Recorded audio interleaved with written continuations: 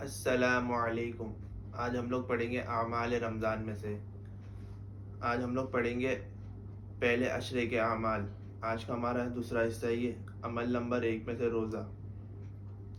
کعب بن عجرہ رضی اللہ عنہ کہتے ہیں، ایک مرتبہ نبی کریم صلی اللہ علیہ وسلم نے ارشاد فرمایا کہ منبر کے قریب ہو جاؤ۔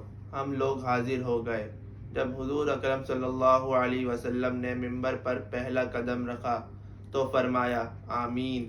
جب دوسرا قدم رکھا تو فرمایا آمین۔ جب تیسرا قدم رکھا تو فرمایا آمین۔ جب آپ صلی اللہ علیہ وسلم خطبے سے فارغ ہو کر نیچے اترے تو ہم نے عرض کیا، ہم نے آج آپ سے ایسی بات سنی جو پہلے نہ سنی تھی۔ آپ صلی اللہ علیہ وسلم نے فرمایا، اس وقت جبریل علیہ السلام میرے سامنے آئے تھے۔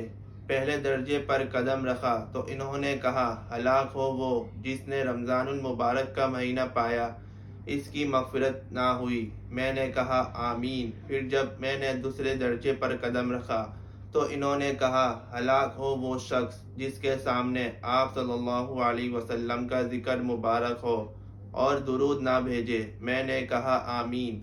جب تیسرے درجے پر چڑھا تو انہوں نے کہا، ہلاک ہو وہ شخص جس کے سامنے اس کے والدین یا ان میں سے کوئی ایک بڑھاپے کو پائے وہ اس کو جنت میں داخل نہ کرائے۔ میں نے کہا آمین، کیونکہ اللہ کے قرب کے بہترین مواقع ضائع کر دیے۔ اندازہ لگائیں کہ جبرائیل علیہ السلام بددعا دے رہے ہیں اور حضور صلی اللہ علیہ وسلم آمین فرما رہے ہیں۔ اللہ تعالی ہر مسلمان کو اس کا مصداق بننے سے محفوظ رکھے، آمین۔ حضرت مولانا مفتی تقی عثمانی صاحب دامت برکاتہم فرماتے ہیں کہ روزہ رکھ کر بھی غیبت، جھوٹ، رشوت نہ چھوڑی، بد نظری سے باز نہ آیا، کسی پر بھی لذت لینے کی غرض سے نگاہ ڈالنا آنکھوں کا زنا ہے، اس کو نہ چھوڑا۔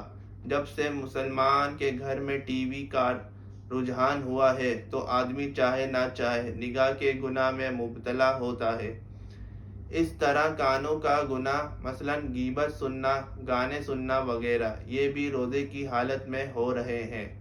فرماتے ہیں، میں اس طرح اس کی مثال دیا کرتا ہوں جیسے گرمی کے موسم میں لوگ اپنے گھروں میں ایئر کنڈیشن لگاتے ہیں۔ پہلے چاروں طرف کی کھڑکیاں، دروازے بند کرتے ہیں، پھر ایئر کنڈیشن کی ٹھنڈک سارے کمرے میں پھیلتی ہے کہ اے سی آن کر دیا اور دروازے کھڑکیاں بھی کھول دی تو ٹھنڈک ایک طرف سے آ رہی ہے اور دوسری طرف سے نکل رہی ہے۔ گرمی پھر ویسی کی ویسی برقرار رہے تو ایسے اے سی کا کیا فائدہ ہے؟ اس طرح روزے کی مثال ہے کہ روزے کا ایئر کنڈیشن لگا کر آنکھ کی کھڑکی کھولی رکھی کہ بد نظری ہو، کانوں کی کھڑکی کھولی رکھی غیبت اور گانے سنے جا رہے ہوں، منہ کے دروازے کھلے رکھے کہ حلال و حرام کی تمیز ختم کر دی ہو، تو ایسے روزے کا کیا فائدہ ہوا؟ قرآن کریم میں تو یہ ہے کہ تمہارے لیے روزے اس لیے فرض کیے لعلکم تتقون، تاکہ تمہارے اندر تقوی پیدا ہو، اور تقوی اس طرح پیدا ہوگا کہ جس طرح حلال چیزیں چھوڑ دیں اس طرح حرام بھی چھوڑ دو۔ حدیث میں ہے کہ بہت سے روزے رکھنے والے ایسے ہیں کہ ان کو دوران روزہ گناہ سے نہ بچنے کی وجہ سے روزے کے ثمرات میں سوائے بھوکا رہنے کے کچھ بھی حاصل نہیں ہوتا۔ تو یہ تھی آج کی ہماری اعمال رمضان میں سے۔ جو کچھ پڑھا گیا سنا گیا، اللہ پاک ہمیں ایسے اس پہ عمل کرنے والا بنائے اور اس کو زیادہ سے زیادہ دوسروں تک پہنچانے والا بنائے، اور یہ باتیں آپ بھی سیکھیں اور دوسروں کو بھی سکھائیں اور اس پہ خود بھی عمل کرنے والے بن جائیں، اور حضور صلی اللہ علیہ وسلم کی مبارک محنت، مبارک طریقے اور مبارک عمل ہماری زندگیوں میں شامل ہو سکے اور اس پہ ہم عمل کرنے والے بن جائیں۔ تو یہ تھا آج کا ہمارا پہلے عشرے کے اعمال میں سے دوسرا حصہ ہمارا یہ عمل نمبر 1 روزے کے بارے میں۔